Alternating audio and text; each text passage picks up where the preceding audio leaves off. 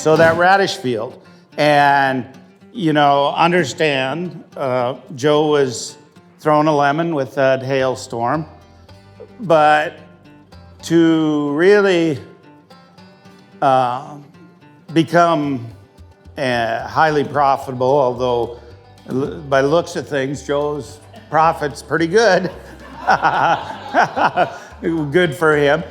You know, I look at things like that as okay, yeah, that was curveball was thrown at me, but I can make lemonade out of this.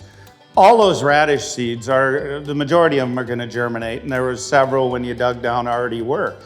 If it was mine and that happened on our ranch, we'd be immediately out there seeding like a very cold tolerant oats, such as a cashew or some variety of oats.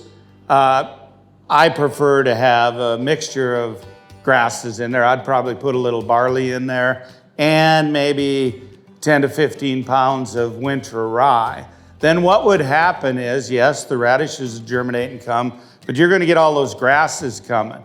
And then you'll have that rye carrying over. I would fence it, get livestock on there at the appropriate time.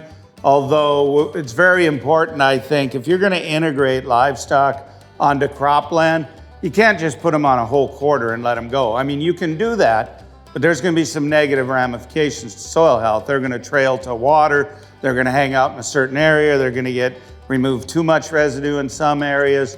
When we're grazing our cropland fields, we're doing it in the exact same way we graze our pastures. We're doing daily moves in the summer through them, and we'll do the same thing when we're on cropland, daily moves, making sure we leave enough residue for that armor, that protection on that soil.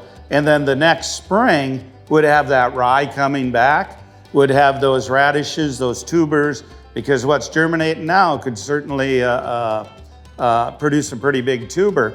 It's gonna release that nitrogen. Then, and Abby said it correctly, so if you're going in that radish field as is, I would not follow with corn next year. However, if you're gonna plant a mixed cereal grain in there for a cover this fall, you could certainly go into that with corn next spring. And it'd be a beautiful seed bed for that. Anything to add? Yeah. Well, depending on how many of the radishes come back, it still might be awful powerful, rich feed for livestock. So if that would, I guess that's happened to us, we'll just put a bale of dry hay out there to try to help keep them cows balanced and working the way they're supposed to.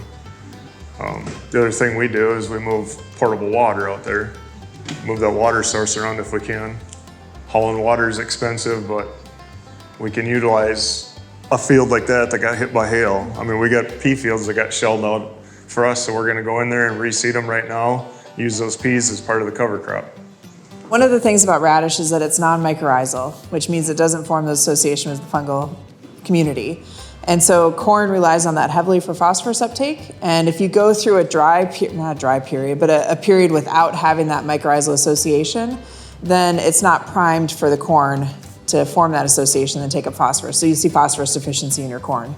So we've seen that a lot with Prevent Plant. People put in a bunch of radish as their cover crop on a PP field, and then they put corn in the next year thinking they've captured all this nitrogen from below or whatever, brought it up to the surface, and then they have phosphorus issues. Yeah, the similar thing that happens with sugar beets in the Red River Valley.